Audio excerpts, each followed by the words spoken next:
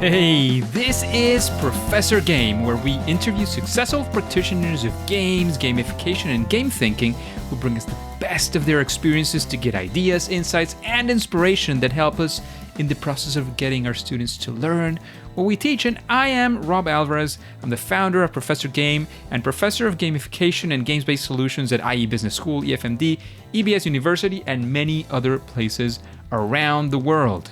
And if this content is for you, then please go ahead and subscribe to our email list for free at professorgame.com/subscribe. Hey, engagers, and welcome back to another episode of the Professor Game podcast. And we have Scott with us today. So Scott, are you prepared to engage? I am ready to go. Let's do this because we have Scott Provence, who is an award-winning instructional designer, author, and speaker. His print, instructor-led, and web-based curricula have been delivered throughout the world, and his sales and customer service trainees have gone on to receive multiple industry awards for their work. He has over a decade of instructional design experience, as well as 5 years in VP and senior leadership roles, and his book on training gamification, Fail to Learn, was a #1 Amazon hot new release. You can check out what he's up to next at scottprovence.com. And Scott, is there anything we're missing from that intro that we know before we take off? That sounds wonderful and it just fires me up even more. I'm so excited to be here. Amazing. So Scott, having been a longtime listener to the podcast and having met quite a while ago, which we were discussing on the pre-interview chat, you probably know that I'm going to ask you about your day, your week. So how does that look like? We want to know, what does it feel like to be Scott Provence? That's a good question.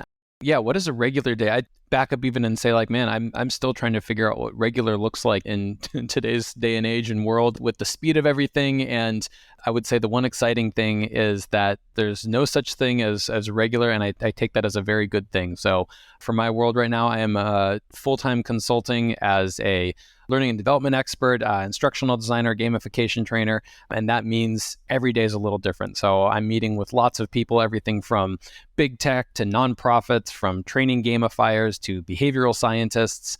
You know, one day I might be writing a curriculum script for a criminal justice population. Another might be back-to-back consulting meetings with people in behavioral science to the music industry. I would say the one through line is I really like building things. So even when I was leading teams and supposed to be kind of delegating out the daily work, I love just getting my hands dirty. And so I'd always be kind of in the trenches with my team, building things out. It's just my favorite thing to get around and play. Amazing, amazing. That sounds great and exciting and varied as well, as you were just discussing. So Scott, let's get to it. We would like to know of one of those times when you had a fail or a first attempt in learning, that time when you would call perhaps your favorite failure, especially when it comes to creating games or gamification. We want to be there with you. We want to take those lessons away. Absolutely. Well, I write about this a lot more. You know, it's actually a great subject synergy there. In my book, Fail to Learn, I write a lot about the important role that failure plays in our lives, you know, both from a personal learning perspective, but also how we can leverage failure as training developers, instructional designers to really use that and treat it almost like a game mechanic. And one of the stories that I tell in my book, absolutely my favorite failure story, I would say I wouldn't have called myself a big gamer for a lot of my life. I liked playing games, but maybe the problem was I was measuring my own game playing amount with my younger brothers, who was a big gamer. And so I always thought that, I kind of dabble here and there, but I'm nothing compared to Colin here. So a few years ago, I really wanted to get a little bit more involved in some online gaming, especially during COVID. And so I convinced my younger brother to play a game live with me. And it was one of my first-person shooter games. And I still remember what we did. So we met up online. He drops me in this environment, and he, gives me all this gear. And I remember that moment when the level kind of opens up, and I did what I thought I was supposed to do and kind of dropped into this Warzone, whatever it was, is I ducked down behind this crate, and I was kind of waiting to see what was going to happen, and I'd kind of poke my head up and then duck it back down and poke it up. And in the meantime, my younger brother just tore off into the distance and immediately gets, gunned down by whatever, enemies are out there. Then he respawns next to me, and I was like, oh my gosh, that's so scary. And goes, oh yeah, that happens. And he dashes off again and goes in another direction and immediately gets gunned down again, and he respawns next to me. And he's doing this over and over again, and I'm continually unwilling to pick my head back up out of this crate because I don't want to get shot. And from a non-gamer perspective, that seems to make total sense. And what I eventually learned after several iterations of this is who is really going to be in the better situation here? Me, who has explored absolutely 0% of this game, or my little brother, who's gone off and died probably 30 or 40 times at this point, but is learning a lot more about the environment. And for me, I had this big barrier around failing in a game environment. And it was this big lesson that Colin my younger brother had to impart to me of, that's what games are for, Scott. You're supposed to go out and, step on the wrong button or, unpack a whole enemy nest over here. And that's how you learn these things. And how else are you expecting to learn something if you're hiding behind this crate and trying to protect your little health bar? And that was something that I really tried to bring into more of my life and personal and professional world in general. And if nothing else, it helped me realize that maybe exposure therapy was really good for me. And so I've really started to play a lot more games and been okay with being bad at them, being killed multiple times with them. And I think that's a pretty good treatment plan is just playing more games and getting used to the idea of failing in a fun environment. Okay, so two things out of this story. I love the story, by the way, especially that there's sort of, let's even take it to a specific game, for example, Fortnite, right? So there's modes in Fortnite in which, as you were suggesting, you go in, you fall on the island somewhere, within the storm, or outside of the storm, actually, and you get to, face all these people, and they probably eliminate you, and you fall right back in, right? Yeah. There's another mode, right? When you're on the 100 battle royale thing, right, where there's one person who ends up at the end, and that's the winner.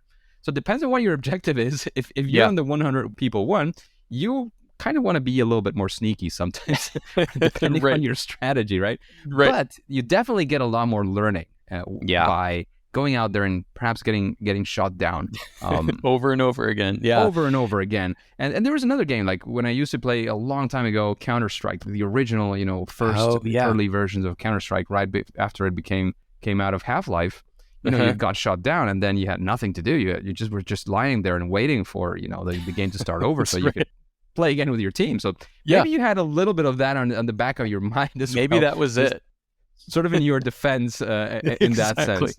Yeah, it was one of the things that was so interesting about what you're bringing up to is, and I didn't learn this until I got into researching and writing this book, is that there's this whole term in the gamer industry called permadeath, and and gamers out there kind of know what this is, but for non-gamers, if you play games and you, like Rob was just describing, you die and you respawn, and you die and you respawn over again, that's very common in a game. But there are some games where dead means dead, and you don't get a save point, you don't get to go back, you have to all the way start back over at the beginning of the game, and they call that permadeath to kind of clue in gamers that this is a very special way of dying and you really have to restart. And I remember researching for my book thinking, how cool of an industry is this where we have to create a new term to conceptualize death? Like, how many times has that happened in the course of human history, right? Where we've now, there's dead, but then now this is permadead, and we need to really draw a distinction there. So I think we're onto something as a collective group here. I think we're in the right spot. And the question I had, the subsequent question for me was, how has this influenced, one of your designs? Is there any example where you say, well, when I was doing this, I remembered this thing that I did, and the respawning and giving it a shot, or in my design, I decided to actually let people respawn very quick. I don't know. Has this influenced you in any way that you can comment on? Yeah. I would say that, ever since kind of learning this, I've really tried to incorporate, I treat failure as its own mechanic. And this I would apply to whether I'm designing games or designing, even just traditional training elements, is really trying to think about the fail states and the failure environments, and everything from the emotions people will be experiencing to the quote unquote cost of re-engaging, and trying to really question myself and my subject matter experts and my leadership groups. What barriers are we trying to put in place here? And again, games is a great example for getting people to understand this concept of failure, because it's something that we kind of can collectively share. One of the things I'll do when I'm pitching to a C-suite or a leadership group and they're talking about the types of trainings they want to create is, whoever's played the old Doom 2, like the mid-90s computer game, they had a mode called Nightmare Mode. And, very similar to what we're discussing, right? It's like, I want to go to like level 100. I want this really impossible mode.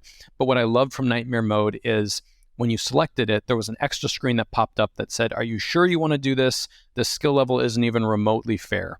And the pitch that I take from that I kind of bring back to leadership groups, training design groups, even if they're not doing a game-based training, is what was Doom 2 doing such that they could actually have a warning pop up saying, you probably don't even want to do this. This isn't even remotely fair, and people would still do it. So how can we create training materials that are so engaging that we actually would have to have a disclaimer saying, are you sure you want to do this? Like, we don't even think you'd enjoy it that much, and have people clamoring for even more. There's something that we can unlock there as training designers that I think would really get us to that next level. Interesting. Food for thought, for sure. So, Scott, let's actually turn it around and look for an example, a time of something that you would call a proud moment or a proud project, something you want to sort of show off. Again, whether it was on the first attempt or the nth attempt, it doesn't matter. We want to be there with you, and perhaps if there are any success factors, any lessons we can take out of that experience, we want to be there with you at the ground level. Yeah, it's a great question.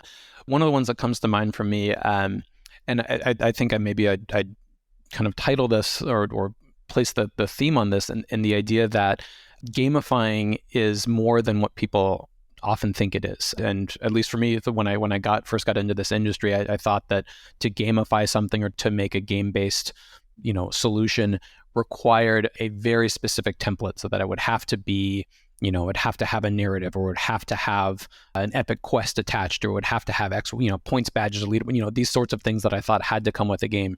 One of my kind of proudest challenges or success moments was recognizing that I can quote unquote gamify something even just by introducing a couple of game-based mechanics. And so one of the projects I was working on, I was brought in as a consultant to develop a manager training, and was given a list of kind of key tasks and manager topics for this group. And they wanted a very traditional solution. So, sit people in a classroom, and, we go through lectures and exercises, et cetera, et cetera. I convinced them to let me actually take their task and topic list, and rather than just building out kind of the traditional materials, use those topics almost like baseball cards. And so I would put one topic on each little card and give this set of task cards to the manager trainees. And rather than treating it like a traditional training, I said, here's some tasks. I want you to organize these tasks in terms of your personal priority about which ones you prioritize first in your day. And then I want you to add, 10 cards that you would write on your own of tasks that you think haven't been included in this list. And the reason I see it as such a success is not only was the engagement super high, but we actually were able to come back to our leadership group and say, yes, we did some great training, but here's what your frontline people are telling you about this role that maybe you didn't know. So you had this list of things that you thought people needed to be trained on.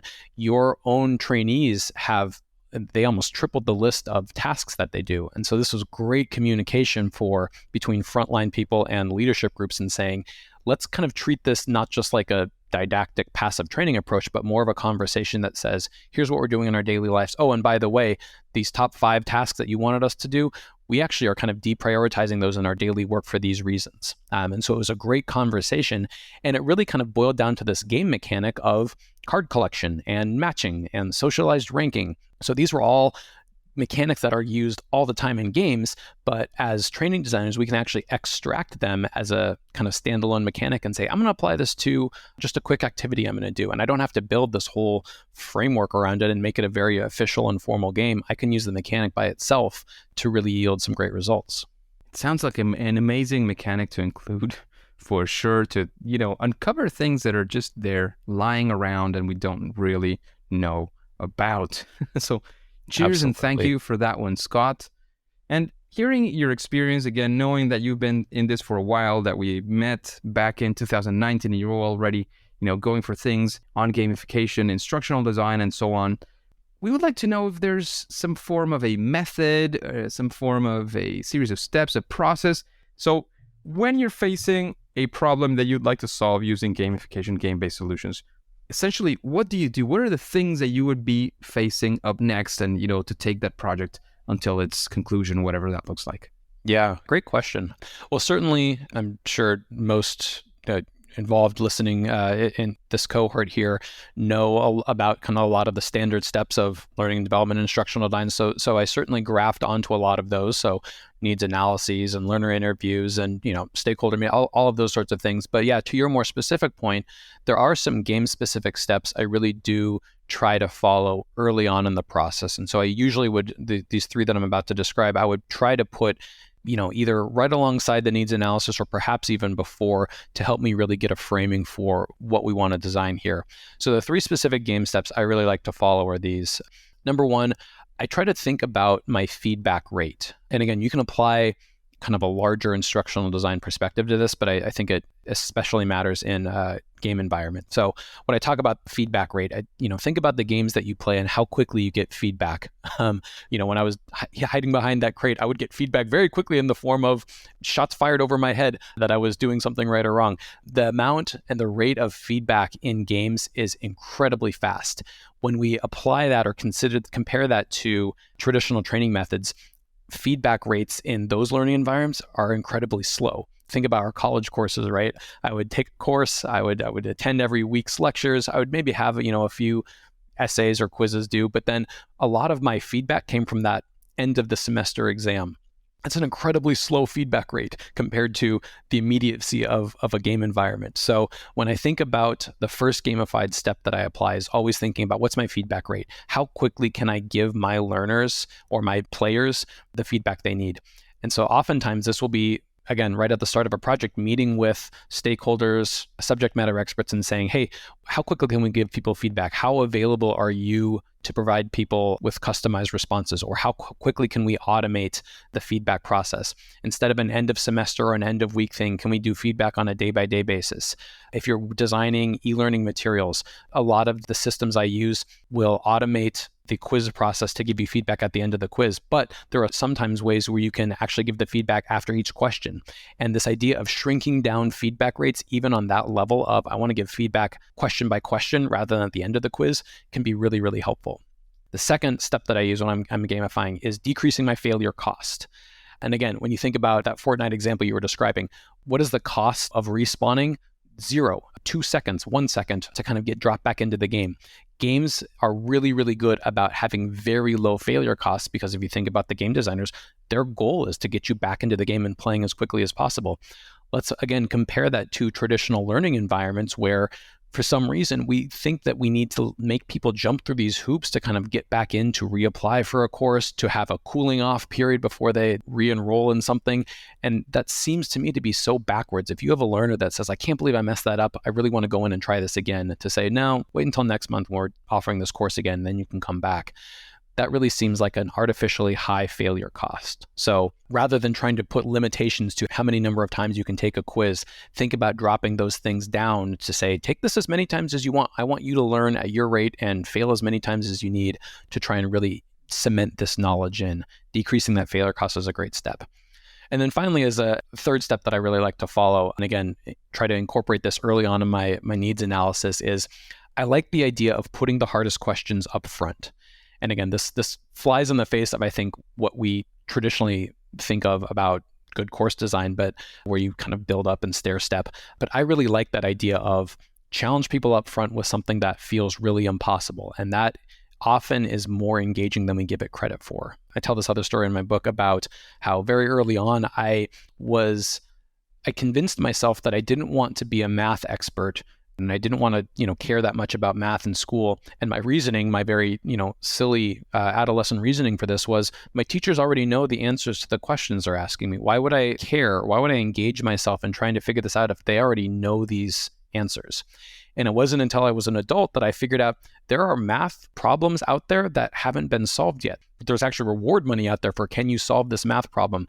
I wish I had known that earlier in my life, to think there are things here that no one in the world has solved before. You might be the person to solve that. Now, obviously, in order to do that, you'll have to learn some rudimentary things, but let's put that hard question in your brain up front, knowing that that's going to be where the challenge is. So the way that this expresses itself in some of my daily design work is I'm big on pretests. I'm big on test out scenarios. I'm big on the idea of, hey, rather than me teaching you this content, I want you to write down all of the impossible questions and the stumpers that you think we can give back to the subject matter experts, because that's where I want your brain to engage with. I want you to be thinking in that kind of nightmare mode scenario of, this is so impossible that no one's going to be ever going to be able to figure this out. And that's what gets people engaged. That sounds like a very sound and good process. So engagers, think about this, perhaps incorporate it into your daily practice as well. Just a quick break before we continue. Are you enjoying this podcast? If you're listening through a podcasting app, please subscribe and rate us on the app. This will be of great help to reach more engagers so we can change the world together through gamification. And Scott, would you say that there is, I don't know, some form of a best practice, something that at least would help your projects go a little bit better? And perhaps you can talk again about nightmare mode or something else. I don't know. What would you go for if I asked you this question? That's a good question. One of the things that, kind of joked about this idea of nightmare mode in a couple different areas here. One of the elements that I think is actually really effective from that concept is the idea of humor. And some gamification experts I've talked to, they almost treat humor as its own mechanic, which, if that works for you, great.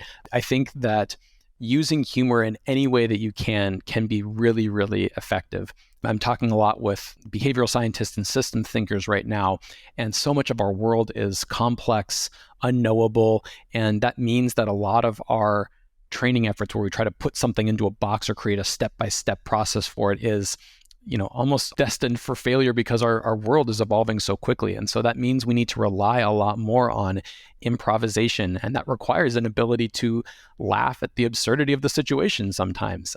So calling something like a nightmare mode or kind of questioning, are you sure you want to go out into this brave new world or to skate along the cutting edge of this industry and know that you're going to fall off requires that kind of edginess of, yep, and I'm willing to laugh at myself while I do it. That can be really, really powerful and helpful. And also, again, decrease and unseat this idea that we still bring into training environments, which is, I got to be a good student. I got to be perfect. I can't mess up in front of my peers. I love using humor to kind of unseat that.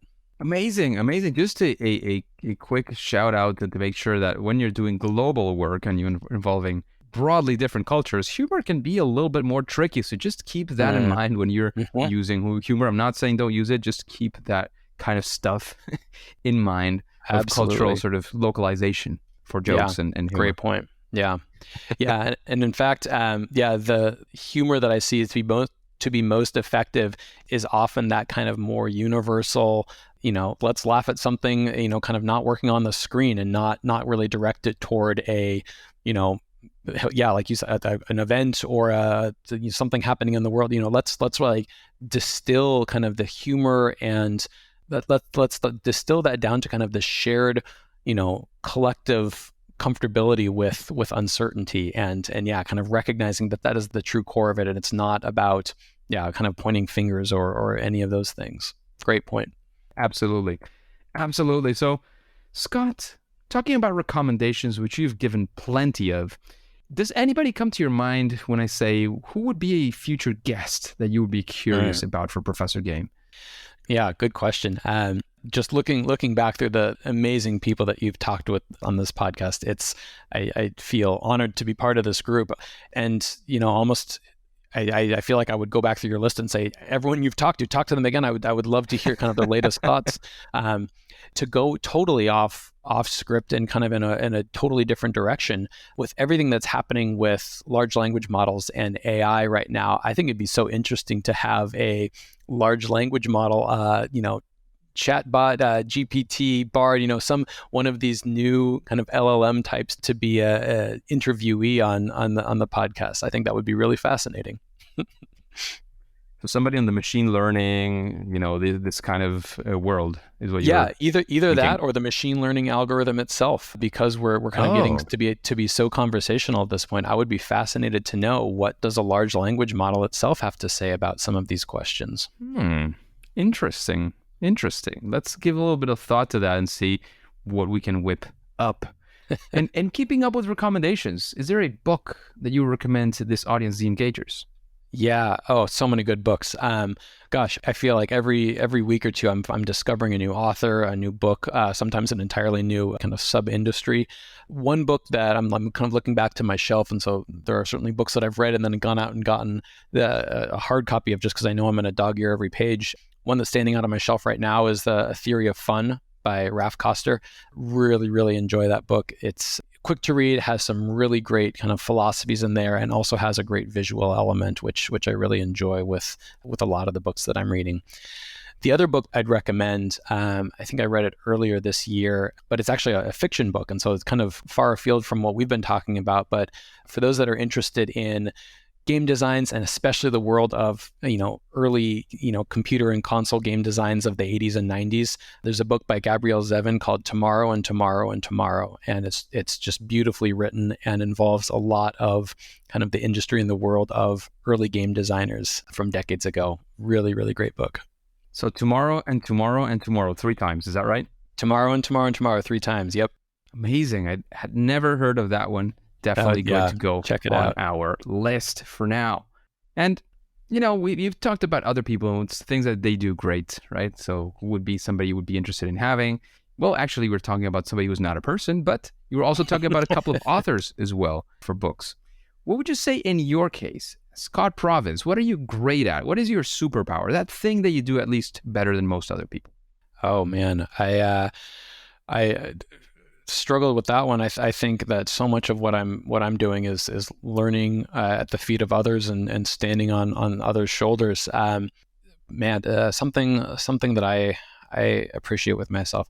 I really like showing people how we can pretty much always in some way be increasing our success and our results. And I think one of the superpowers I have, at least in a lot of my consulting work, is just showing how much we can measure and how we can take people from point A to point B and in some way get them to a better result. And so that can be everything from, let's analyze your design time and try to shave some time off of that using some better mechanics. Let's look at your engagement metrics. Let's look at your culture boosts and your scores there. Let's look at your attrition rates. I even had one project where we came in and did a redesign and we actually got lower feedback scores from people. So they were saying, I liked this training less than other things that I've done, but we were seeing higher on the job outcomes. And we kind of realized that when we dug down into the feedback, it was, I liked this less because it was hard and it challenged me, which I didn't enjoy because I didn't like being wrong, but that helped me actually perform better on the job. And so even when we have these projects where we're seeing a dip in some areas, I really enjoy digging into that and sitting down with leadership groups and stakeholders and subject matter experts and saying, okay, that changed. Now, what else is changing that we might see? And is that a trade-off we're willing to give? And obviously in that scenario was, let's let those feedback scores drop a bit because people are getting challenged and that's okay. Like we can have feedback scores in the 70s and 80s and not the mid 90s because that means people are feeling at the edge of their comfort zone. And that's a great spot for learning to happen. Amazing. Love that. So Scott, we've gotten to this point where, there's this question that some people appreciate, some people are scared of, right? So it would have to be, what is your favorite game? We're going to put you to the fire here. Yeah. Well, you asked me tomorrow, it'll be changed. You asked me a week ago, it would have been different too. So that is certainly constantly changing. The one that's top of mind for me right now, and maybe it's because we, was just talking about kind of fiction books and elements of storytelling. I really enjoyed What Remains of Edith Finch, and those that have played that always love talking with others about the enjoyment of that game. It was one of my first experiences with something that was called the game, but really was, an interactive story. So and I don't want to spoil anything, but there's less of, it's kind of polar opposite from that first person shooter I was describing my brother taking me through, not a direct bad guy, not a direct threat of anything of bodily harm, but a deep exploration of humanity, of family, of storytelling. And so a really, really interesting game to kind of contrast some of the more traditional big name games that we've seen out there. Well, it sounds like an interesting one. I can tell you I had never heard of it before. Oh, cool. Yeah. Good we'll one to see check if I out. get a chance to play it. I have a list of games I have that are literally inside their box. I've never been taken out. I did. I took them out, installed them on my PS4 or on my Switch, and they haven't been played yet. Yep. You and me both. It's funny, those memes that really get to me when I see them. It's like, when you're a kid, you have all these games you want to play. You can never get to them because you can't purchase. You're waiting for your parents to give you a Christmas present or a birthday present. Right. And there's never enough, right? You run out of games at some point when you're a kid. And now I have more games than I can actually get to play. Right? Yeah, exactly right. And of course, I play a lot less than when I was a kid. So, it's a tough balance in that sense. That is the challenge. Absolutely. So, Scott, is there any final message you want to give to the engagers? Any final piece of advice you want to give us? Of course, also let us know where we can find out more about you before we take off. Yeah. Gosh, yeah, quick advice.